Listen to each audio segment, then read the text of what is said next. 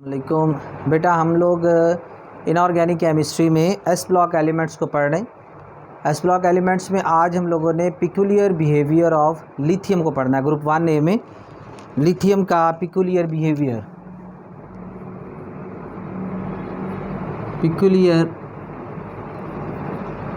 Behaviour of lithium.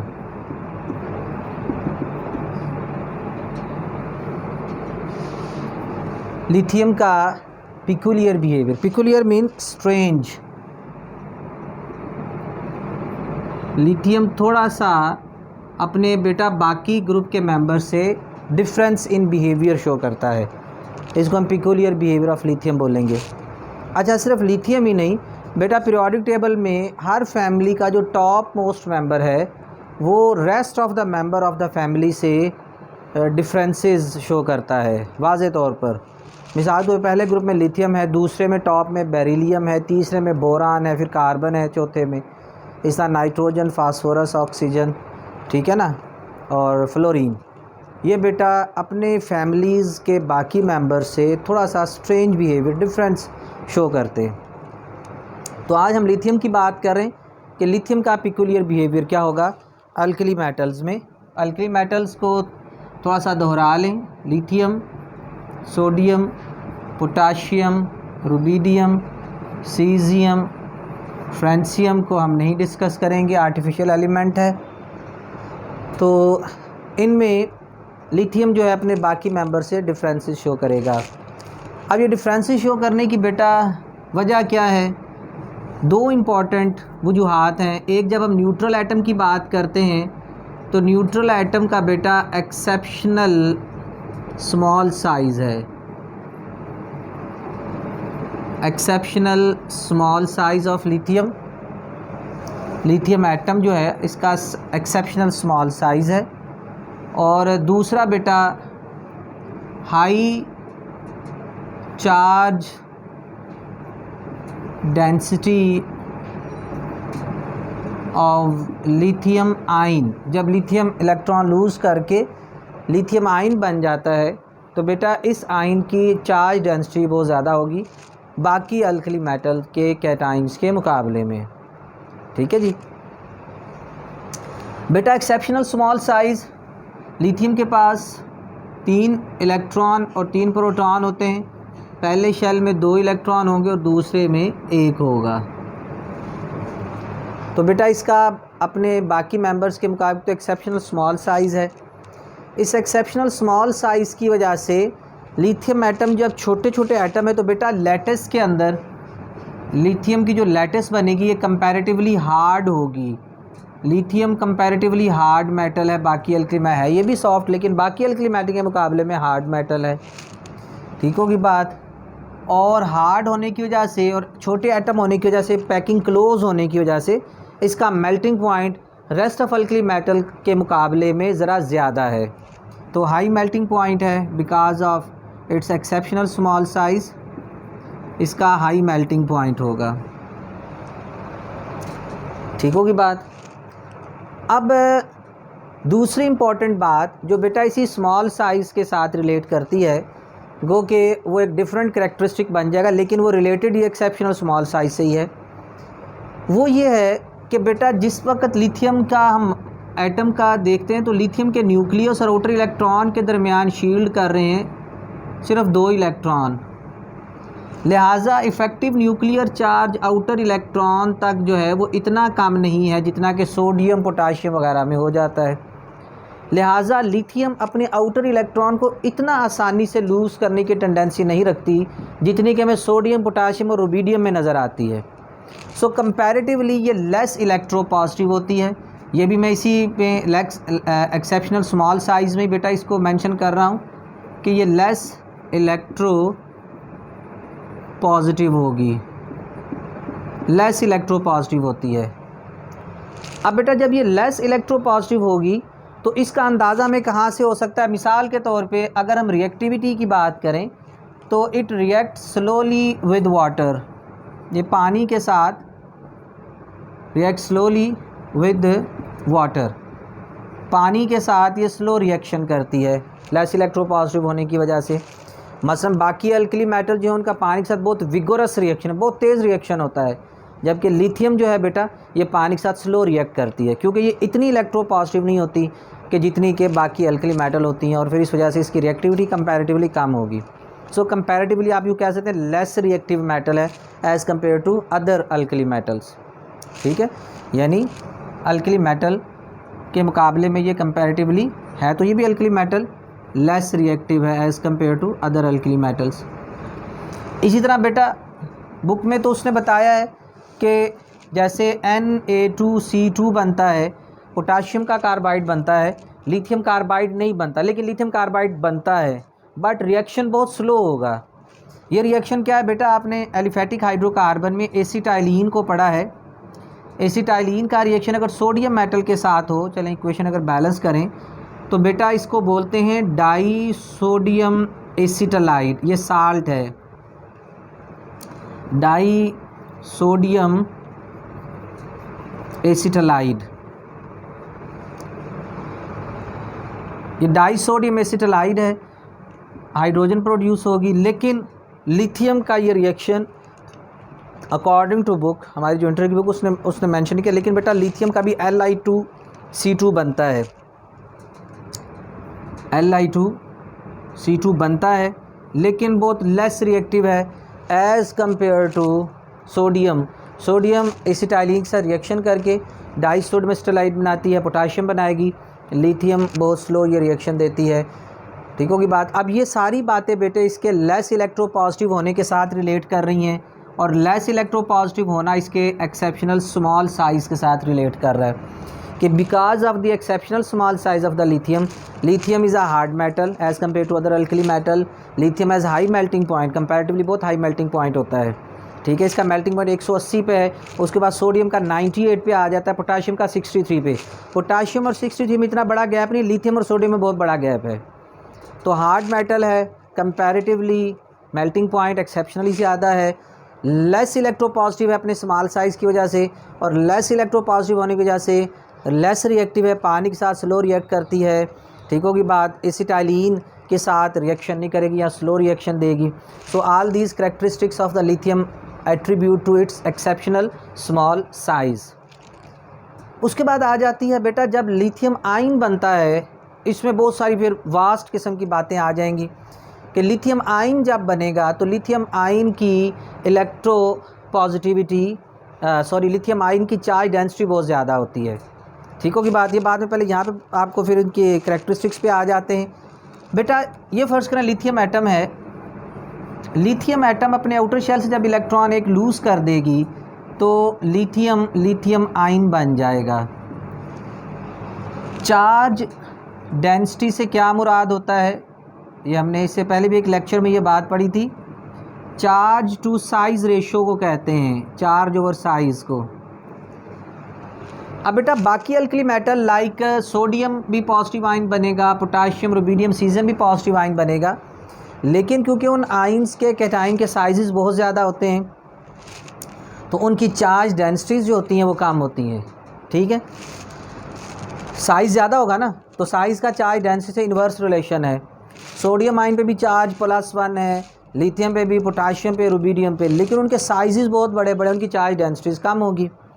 अब बेटा जब चार्ज डेंसिटी कम होगी, चलें इसकी बात करते हैं, जब इसकी चार्ज डेंसिटी ज़्यादा होगी तो इसकी चार्ज डेंसिटी ज़्यादा होने से सबसे बड़ी बात ये होती है अगर कैटाइन की चार्ज डेंसिटी ज़्यादा हो तो बेटा जो वो कंपाउंड बनाता है उसमें कोवलेंट करैक्टर ज़्यादा होता है, उसमें कोवलेंट करैक्टर। अब ये एक इंटरेस्टिंग बात है, आम तौर पर हम ये समझते हैं कि अगर एक कैटाइन की पॉजिटिविटी ज़्यादा है तो उसके साथ एनाइन भी स्ट्रॉन्ग आयनिक बॉन्ड बनाएगा, लेकिन बेटा इसका एक और फैक्टर भी है। वो फैक्टर ये है कि अगर एक कैटाइन की चार्ज डेंसिटी ज़्यादा हो जाती है तो वो एन आइन के, वो जो एन आइन है उस एन आइन के ऑर्बिटल्स को ज़्यादा पोलराइज करता है। ध्यान से बात समझनी, फ़र्ज़ करें एक बड़ा स्ट्रॉन्ग मैग्नेट बन जाएगा, वो दूसरे पोल को स्ट्रांगली अट्रैक्ट करेगा। यहाँ पर जब ये हाई चार्ज डेंसिटी वाला आयन होगा तो ये नेगेटिव आयन को वो स्ट्रांगली अट्रैक्ट करेगा। जब स्ट्रॉन्ग अट्रैक्ट करेगा तो बेटा नेगेटिव आयन ज़्यादा पोलराइज हो जाएगा, तो उसके ऑर्बिटल जब पोलराइज हो जाए होके इसके नज़दीक आ जाते हैं तो वो ऑर्बिटल इसके ऑर्बिटल के साथ ओवरलैपिंग कर जाते हैं। ऑर्बिटल की ओवरलैपिंग के नतीजे में कोवलेंट करैक्टर डेवलप हो जाता है। तो यही वजह है कि लिथियम बेटा कोवलेंट बॉन्ड फॉर्मेशन करता है। लिथियम में बाकी अल्कली मेटल कोवलेंट करैक्ट, क्योंकि सोडियम का साइज़ इतना बड़ा है कि ये एनाइन को पोलराइज इतना नहीं कर सकेगी, लिहाजा ये अपनी अलहदा हैसियत बरकरार रखेगी और एनाइन अपनी अलहदा हैसियत बरकरार रखेगा और ये आयोनिक बॉन्ड बनेगा। लेकिन लिथियम आयन के स्मॉल साइज़ होने की वजह से बेटा ये एनाइन को पोलराइज करेगा, और जब एनाइन पोलराइज होगा उसके पोलराइज होने की वजह से बेटा ऑर्बिटल ओवरलैप होते हैं, और ऑर्बिटल्स की ओवरलैपिंग की वजह से जो बॉन्ड फॉर्मेशन होती है हम उसे कोवलेंट बॉन्ड कहते हैं। तो बेटा ये बात जहन में रखिएगा कि अगर कैटाइन हाई चार्ज, हम ट्रांजिशन मेटल में भी यही केमिस्ट्री बताते हैं, इसी तरह लेड चौथे ग्रुप में है, उसका जो +4 वाला ऑक्सीडेशन स्टेट वाला जो कैटाइन है, यानी अगर जो लेड है, हालांकि यहाँ पे वो बात तो नहीं आती लेकिन सिर्फ समझाने के लिए, लेड का डाई क्लोराइड भी बनता है और टेट्रा क्लोराइड भी, plumbous chloride, plumbic chloride, this is lead 2 chloride, this is lead 4 chloride. यहाँ इसके कैटाइन पे +2 चार्ज है, यहाँ पर +4 चार्ज है। अब बेटा +4 वाले का साइज़ कम हो जाएगा, चार्ज इससे डबल हो जाएगा, चार्ज डेंसिटी बहुत ज़्यादा बढ़ जाएगी। +4 वाला कैटाइन क्लोराइड के ऑर्बिटल को इतना पोलराइज कर देगा कि क्लोराइड इसके साथ ओवरलैपिंग कर लेगा। ओवरलैपिंग की वजह से PbCl4 कोवलेंट बॉन्ड बना रहा है, जबकि PbCl2 आयनिक बॉन्ड बना रहा है, क्योंकि लेड के 2 ऑक्सीडेशन स्टेट में इस कैटाइन का साइज़ बड़ा है, इसकी चार्ज डेंसिटी इतनी ज़्यादा नहीं है कि ये क्लोराइड को पोलराइज कर सके, जस्ट उसके साथ आयनिक इंटरेक्शन डेवलप करता है, उसके ऑर्बिटल को अपने साथ ओवरलैप नहीं करवाता, अपनी तरफ इतना ज़्यादा अट्रैक्ट नहीं करता, लिहाजा क्लोराइड ही रहता है, लेड ही रहता है। सो ये एक आयनिक कॉम्बिनेशन है। लेकिन लेड 4 क्लोराइड का जो कॉम्बिनेशन है वो कोवलेंट कॉम्बिनेशन है। सेम यही बात यहाँ पे मैं आपको लिथियम में बता रहा हूँ कि लिथियम की हाई चार्ज डेंसिटी की वजह से बेटा इसके कोवलेंट कंपाउंड्स बनते हैं। ठीक होगी बात जनाब। तो लिथियम कोवलेंट बॉन्ड बनाने को प्रेफर करती है, हाई चार्ज डेंसिटी। तो बेटा दूसरा इम्पॉर्टेंट फैक्टर है high charge density of lithium ion. Lithium ion की हाई चार्ज डेंसिटी होती है, तो हाई चार्ज डेंसिटी की वजह से इसमें जो इम्पॉर्टेंट करैक्टरिस्टिक डेवलप होंगे वो कौन कौन से डेवलप होंगे। मिसाल के तौर पे बेटा अगर लिथियम आयन की हाई चार्ज डेंसिटी है तो इसकी हाइड्रेशन एनर्जी बहुत ज़्यादा होती है, और हाइड्रेशन एनर्जी ज़्यादा होने की वजह से लिथियम के साल्ट्स जो हैं उनकी वाटर में सॉल्युबिलिटी एक्सोथर्मिक है। सोडियम क्लोराइड की, सोडियम कार्बोनेट की जो हाइड्रेशन एनर्जीज़ हैं, ठीक हो कि हाइड्रेशन एनर्जीज़ के बारे में तो फिर टिपिकली हाइड्रेशन एनर्जी याद ही को तो सबकी एक्सोथर्मिक होती है। इनकी हाइड्रेशन जो होती है या इनकी सॉल्वेशन जो होती है पानी के अंदर, यानी पूरे प्रोसेस की बात करेंगे तो इनकी हाइड्रेशन जो होती है वो एंडोथर्मिक होती है।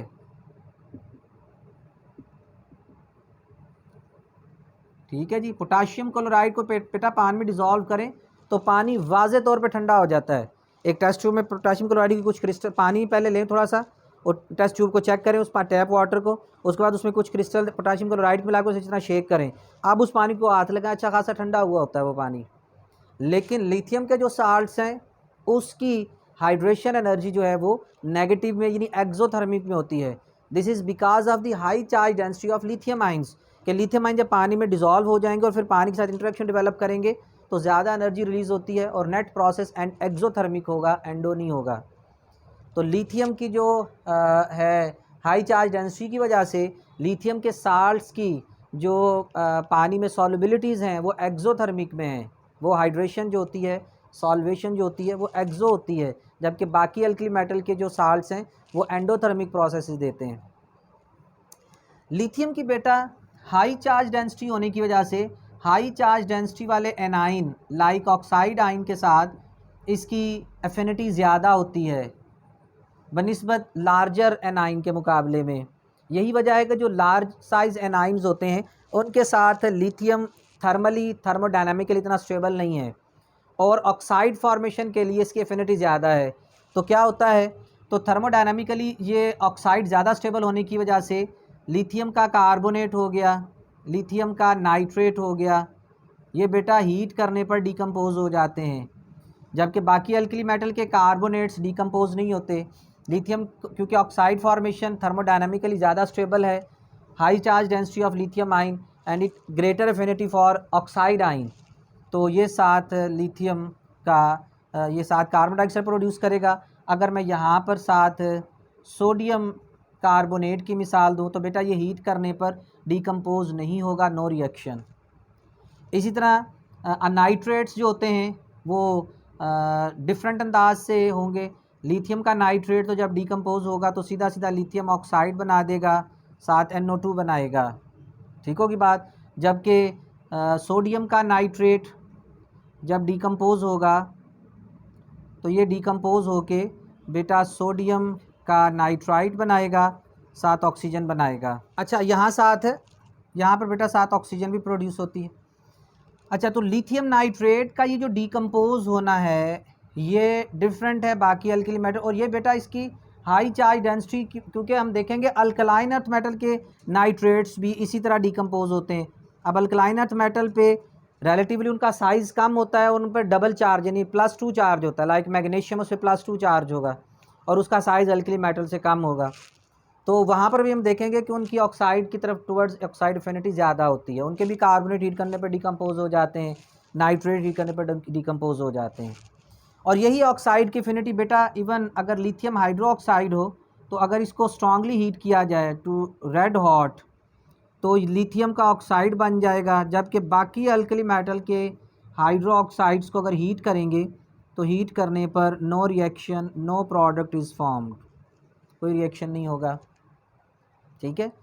और जो अभी मैंने बात की कोवल, अच्छा, high charge density of cation की वजह से लिथियम बेटा कम्प्लेक्स फॉर्मेशन करती है, लाइक लिथियम टेट्रा अमाइन, ये कम्प्लेक्स साइन बनेगा, इसमें लिथियम पे +1 चार्ज है, ये +1 बेसिकली लिथियम का है, क्योंकि अमोनिया न्यूट्रल मॉलिक्यूल होता है, ये जो पॉजिटिव चार्ज ये बेसिकली लिथियम का है। जबकि बाकी alkali metal, rest of alkali metals do not form stable complexes. This property of lithium is also because of high charge density of lithium cation, ठीक है। और कोवलेंट कैरेक्टर के एतबार से बेटा लिथियम का कोवलेंट कार्बाइड बनता है Li4C वाले, नाइट्राइड बनता है Li3N, ये कोवलेंट कंपाउंड्स हैं। यहाँ पर नाइट्राइड से मुराद ionic species N3 negative ion नहीं है, ये कोवलेंट हैं कंपाउंड। तो लिथियम क्योंकि कोवलेंट कंपाउंड बनाता है, बाकी अल्कली मेटल्स कोवलेंट कंपाउंड नहीं बनाते, ठीक है। इसको पार्शली आप इसकी लेस इलेक्ट्रोपॉजिटिविटी के साथ भी रिलेट कर सकते हैं कि वो इतने इलेक्ट्रोपॉजिटिव होते हैं कि वो आयन बना लेते हैं, और आयन बनाने की वजह से और फिर उनके आयन में इतनी कैपेसिटी नहीं होती कि वो दूसरे को पोलराइज़ करके उसे कोवलेंट बॉन्ड बना लें, ठीक होगी बात। तो लिथियम का कोवलेंट कार्बाइड बनेगा, एक तो कार्बाइड है Li2C2 वाला, वो जो सोडियम का कार्बाइड भी बनेगा Na2C2, ये सोडियम कार्बाइड भी कहलाता है, डाई सोडियम एसिटाइड भी कहलाता है, ये बेटा सोडियम का कार्बाइड भी है, ये सोडियम कार्बाइड भी कहलाएगा। लेकिन covalent carbide like Li4C Na4C नहीं बनेगा। अच्छा, लेस रिएक्टिविटी में एक और बात भी आपको बताता चलूँ कि लिथियम वाहिद अल्कली मेटल जिसका ऑक्साइड नॉर्मल बनता है, this is because of less reactivity, या लिथियम का ऑक्साइड नॉर्मल बनेगा। अच्छा, सोडियम भी नॉर्मल ऑक्साइड बना लेता है, but in excess of oxygen, अगर एक्सेस ऑफ ऑक्सीजन मिले तो बेटा ये सोडियम का पर ऑक्साइड बनता है। और बाकी अल्कली मेटल तो सुपर ऑक्साइड बनाते हैं, पोटाशियम का सुपर ऑक्साइड बनेगा, रुबीडियम का सुपर ऑक्साइड बनेगा, सीजियम का सुपर ऑक्साइड बनेगा। सुपर ऑक्साइड में ऑक्सीजन की ऑक्सीडेशन स्टेट -½ होती है। इनफैक्ट यहाँ O2 पे -1 चार्ज होता है।